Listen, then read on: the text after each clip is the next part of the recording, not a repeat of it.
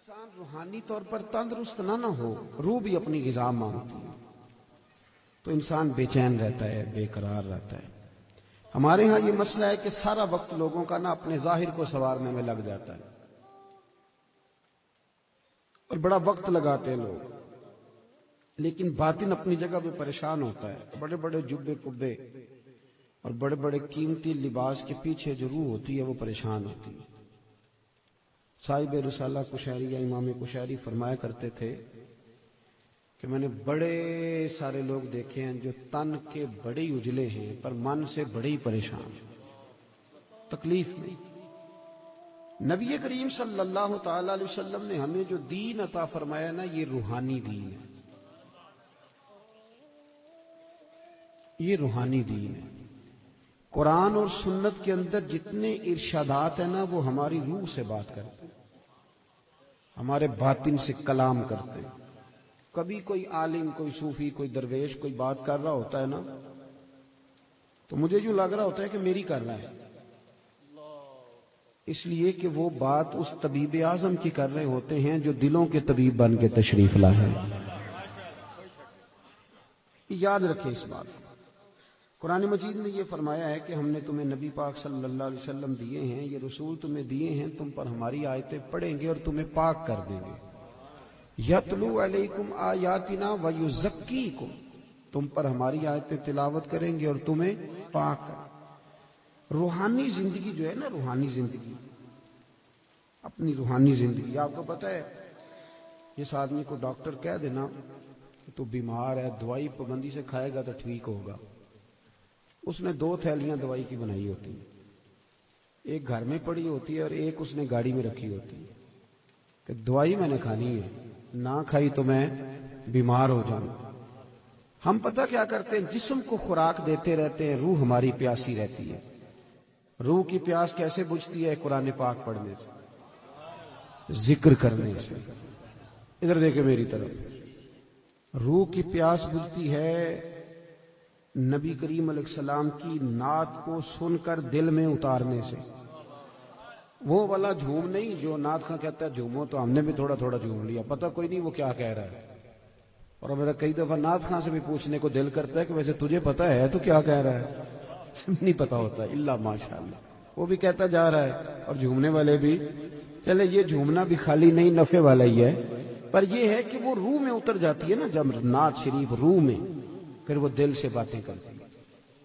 یہ صوفیاء کو سرکار کی زیارت ہوتی تھی بڑی زیادہ، تو آج کل بہت سارے لوگ اس پر بھی اعتراض کرتے ہیں، وہ کہتے ہیں جی اتنی زیارت کیسے ہوتی تھی؟ تو میں کہتا ہوں یار بڑی سادی سی بات ہے، جو آدمی گاڑی چلاتا ہے رات کو خواب میں بھی گاڑی چلاتا ہے، یہ بات آپ کی عقل میں آتی ہے کہ نہیں آتی؟ جو آدمی دن کے وقت گاڑی چلاتا ہے رات کو بھی گاڑی چلاتا ہے، تو جو دن میں تکے کھانے نکلتا ہے خواب میں کئی دفعہ تکے ہی کھا رہا ہوتا ہے۔ آپ میری بات کو سمجھ لیں، پکی سچی بات ہے۔ جو سارا دن محبوب کو پڑھتے ہیں، محبوب کو سنتے ہیں، محبوب کو بیان کرتے ہیں، وہ رات کو بھی محبوب کی گلیوں میں ہی رہتے ہیں۔ یہ سادی سی بات ہے، اب آپ کی پتہ نہیں کیوں عقل میں نہیں آتی، یہ موٹی سی بات ہے۔ چرخہ جو بی بی دن کو چلاتی تھی، اگر اسے چرخہ نظر آ سکتا ہے تو امام سیوطی سارا دن حضور کی حدیثیں لکھتے تھے تو رات کو سرکار کی زیارت بھی کر لیتے تھے۔ ہماری جب روحانی زندگی مضبوط ہوتی ہے نا، تو پھر ایک کام اور ہوتا ہے۔ قرآن مجید نے کہا کہ وَالْآخِرَةُ خَيْرٌ وَأَبْقَىٰ، آخرت تمہارے لیے بہتر بھی ہے اور باقی رہنے والی بھی۔ روحانی زندگی کا تعلق انسان کی آخرت کے ساتھ ہوتا ہے، وہ پھر تھوڑے تھوڑے کام نہ آخرت کے لیے بھی کرنے شروع کر دیتا ہے، یہ بھی اس کی روحانی زندگی کا حصہ ہوتا ہے۔ ورنہ تو ہمارے بہت سارے دینی کاموں میں بھی دنیا شامل ہوتی ہے، بہت سارے دینی کاموں میں۔ اور ہمارے صوفیاء نے ایک اور بات بھی لکھی ہے، فرماتے ہیں اگر آپ کی بہت شہرت ہونے لگ جائے اور لوگ بڑی عزت کرنے لگ جائیں اور بڑا آپ کو نوازا جانے لگ جائے، تو پھر بھی ڈرنا، کہیں ایسا نہ ہو کہ ساری نیکیوں کا تمہیں اجر دنیا میں دے دیا جائے اور آخرت میں تمہارے لیے مشکلات بن جائیں، یہ بھی مقام خوف ہے۔ یہاں بھی ڈرو، ایسا نہ ہو کہ سارا اجر یہیں تمہیں دے دیا جائے۔ میرے بھائی غور کریں، روحانی زندگی آپ آپ نے نا آپ کا ایک بینک اکاؤنٹ ہوتا ہے، آپ کو پتا ہوتا ہے کہ اب میرے پاس کتنے پیسے ہیں، یعنی جس کی جیب میں جو کچھ ہوتا ہے نا اس نے پورا گنا ہوا ہوتا ہے.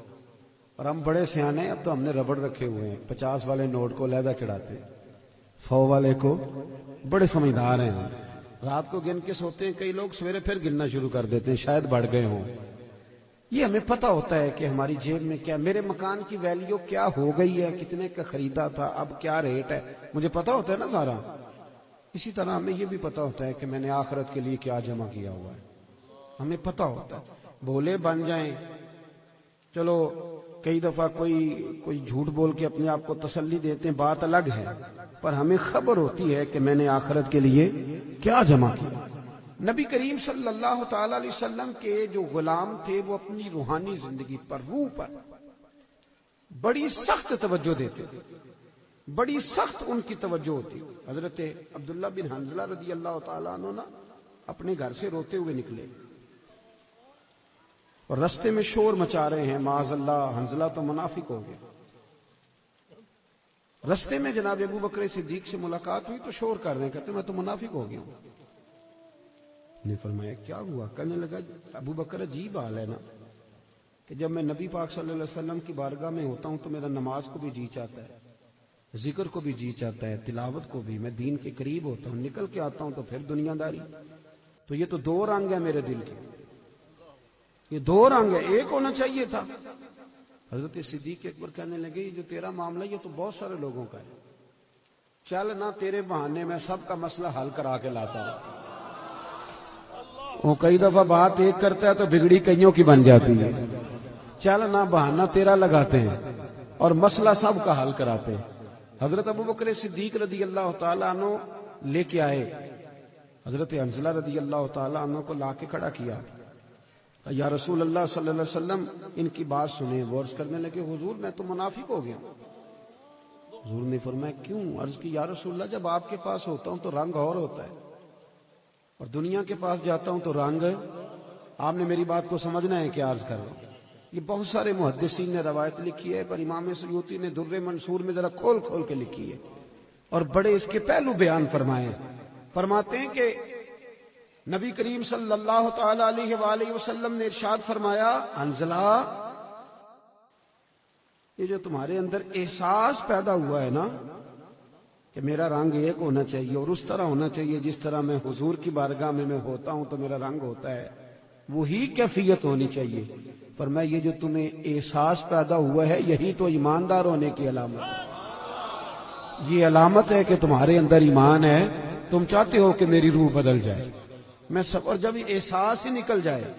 علامہ اقبال نے بڑی پریشانی کے ساتھ کہا کہ مصیبت یہ ہے کہ اب کارواں کے دل سے احساس زیاں جاتا رہا، اب احساس ہی نہیں کہ میں نیک ہو جاؤں. میری طرح کے کئی لوگ بن کے بیٹھ گئے ہیں کہ ہم نیک ہیں، ان کی ترقی رک جاتی ہے، ایک وقت پہ آ کے سمجھ لیتے ہیں. حضرت عمر فاروق کے پاس ایک شخص نے آ کے کہا تھا مسند امام احمد بن حنبل میں، حضور میں تقریر کرنا چاہتا ہوں اور میں نہ کرنا. اس نے عرض کی امیر المومنین میں پڑھا لکھا ہوں، میں واز کہہ سکتا ہوں، میرے اندر شرائط پائی جاتی. فرمایا نہ کہنا. عرض کی حضور کیوں؟ تبلیغ کروں گا، واز و نصیحت کروں گا. جناب عمر فرمانے لگے جب تو بن سور کے ممبر پہ باز کہنے بیٹھے گا تو اپنے سے بہت سارے لوگوں کو گناہگار بھی تو سمجھے گا نا. کئی دفعہ ہم بات کر رہے ہوتے ہیں تو ایسے کر رہے ہوتے ہیں کہ شاید میں بڑا صوفی ہوں. تو آپ نے فرمایا پھر تیری اپنی ترقی رک جائے گی، پھر تو خود پریشان ہو جائے. اپنی روحانی زندگی میں ہمیشہ حضرت انس بن مالک رضی اللہ تعالیٰ عنہ فرماتے ہیں سرکار ہمیشہ نفل پڑھتے تھے، ہمیشہ نفل پڑھتے تھے، نفلوں کو وقت دیتے تھے، ٹائم دیتے تھے. اکثر اللہ کے محبوب علیہ السلام کی جو حیات مبارکہ وہ بڑی مصروف ہے. 23 سالوں میں وہ انقلاب برپا کیا جو لوگ صدیوں میں نہ کر سکتے. لیکن اتنی مصروفیت کے باوجود بھی اللہ کے رسول رات کو مصلے پہ کھڑے ہوتے. ہماری ہر شے مضبوط ہو گئی، مصلہ کمزور ہو گیا. مصلہ کمزور، حضور مصلے کو وقت دیتے. حضرت انس بن مالک فرماتے ہیں کہ جنگ میں میں حضور کے ساتھ حاضر تھا تو میں نے وہاں بھی نرالا انداز دیکھا. لوگ سارے اپنے اپنے کاموں میں لگ گئے، وہ وقت تھا حضور کے نفل پڑھنے کا. تو میری اچانک نظر پڑی تو اللہ کے نبی گھوڑے پر ہی نفل ادا کر رہے ہیں، بیٹھے بیٹھے نماز ادا کر رہے ہیں۔ وہ اپنے معاملات میں کبھی فرق آنے نہیں دی، ہمیشہ۔ ہم لوگ کہہ دیتے ہیں، آپ لوگ سن لیتے ہیں، آج کل لوگوں کے پیروں میں ورم کوئی نہیں آتا، اب تو اتنا چلتے ہی کوئی نہیں، اب تو بچے سے کہیں چونک سے ماچس لے آ تو کہتا ہے لاؤ موٹر سائیکل کی چابی۔ اب کہاں ورم آتا ہے صاحب، یہ دور ختم ہو گیا جب کبھی بہت چلتے تھے لوگ۔ اب تو حاجیوں کو بھی ورم نہیں آتا، اس لیے کہ حاجی زیادہ تر اے سی والی بس میں ہی ہو جاتا ہے سارے کا سارا۔ اب تو وقوف عرفات بھی لوگ بسوں میں کر لیتے ہیں، اللہ ماشاءاللہ، وہیں بیٹھے رہتے۔ اور ہمارے محدثین نے یہ لکھا تھا کہ اپنی جگہ نہ چھوڑنا، وقوف کا معنی ٹھہرنا، ٹھہرے رہنا جب تک اذان نہ ہو۔ لیکن وہ ٹوبر آپریٹر کہتا ہے کہ آدھا گھنٹہ رہ گیا بس میں بیٹھو، تو سیٹیں پکڑنے والے ٹائم سے چلے جاتے، حالانکہ وہاں ٹھہرنا تھا، رکنا تھا۔ اب کہاں لوگ چلتے ہیں، حج میں بھی پیروں میں ورم نہیں آتا، کہیں بھی چھالا نہیں بنتا، کہیں بھی نہیں ٹوٹتا۔ آپ نے کہیں سنا ہو تو سنا ہو، میں نے اپنی زندگی میں نہیں سنا کہ کسی کے پیر میں ورم آ گیا چل کے یا کوئی کام کر کے یا کوئی مشقت کر کے، پر بخاری میں نے پڑھا ہے کہ سیدہ عائشہ صدیقہ رضی اللہ تعالیٰ عنہ فرماتی ہیں کہ اللہ کے رسول اتنا لمبا قیام کرتے تھے، اتنا لمبا قیام کرتے تھے کہ قدموں میں ورم آ جاتا تھا۔ قدم مبارک، یہ والی سنت کب ادا کرنی، اس پہ کب چلنا ہے؟ قدموں میں ورم آ جاتا۔ اور جناب عائشہ صدیقہ کہتی ہیں حضور ایک ہی رکعت، ایک ہی آیت بار بار پڑھتے اور ساری رات بیت گئی، یہ صحیح مسلم میں موجود، ساری رات گزر گئی نماز پڑھتے۔ صبح میں نے عرض کی یا رسول اللہ صلی اللہ علیہ وسلم، آپ کے صدقے اللہ اگلوں پچھلوں کو بخشے گا، تو آپ اتنی مشقت کیوں کرتے ہیں؟ اللہ نے آپ کو حبیب بنایا ہے، امام الانبیاء بنایا ہے، سید الرسل بنایا ہے، اتنی مشقت؟ تو حضور نے فرمایا افلا اکون عبدا شکورا، عائشہ تو نے بتایا نا کہ اللہ نے مجھے بڑی نعمتیں دی ہیں، تو بتا میں اپنے رب کا شکر گزار بندہ نہ بنوں؟ ہم نے کب بننا ہے جی شکر گزار بندہ؟ اور ایک بات اور ذہن میں رکھیں، جب بندہ روحانی زندگی اپنی مفلوج کر بیٹھتا ہے نا، اس کی توجہ نہیں، نہ نفل سے، نہ ذکر سے، نہ عبادت سے۔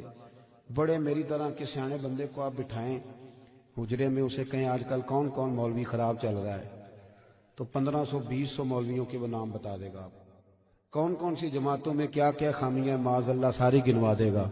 توجہ ہے میری بات پر؟ اور جب عصر کی نماز کا ٹائم ہو جائے گا نا میٹنگ کے اندر، تو امام صاحب کہیں گے بھی نماز کا ٹائم ہو گیا، تو ان میں نا 75% لوگوں کو کام یاد آ جائے گا، کچھ ہوں گے اس میں سے 50% جو کہیں گے اسی محلے والی مسیتیں پڑھنی جا کے، باقیوں کا کام۔ اور آپ تسبیح دے دیں کہ زیادہ نہیں، صرف 5 تسبیح درود شریف کی پڑھو، نہیں پڑھ پاتے۔ کیوں نہیں دل لگتا ہمارا مصلی سے؟ کیوں نہیں توجہ جاتی ہماری؟ کدھر گیا وہ ہمارا ذوق شوق؟ وہ کدھر گئی ہماری توانائی؟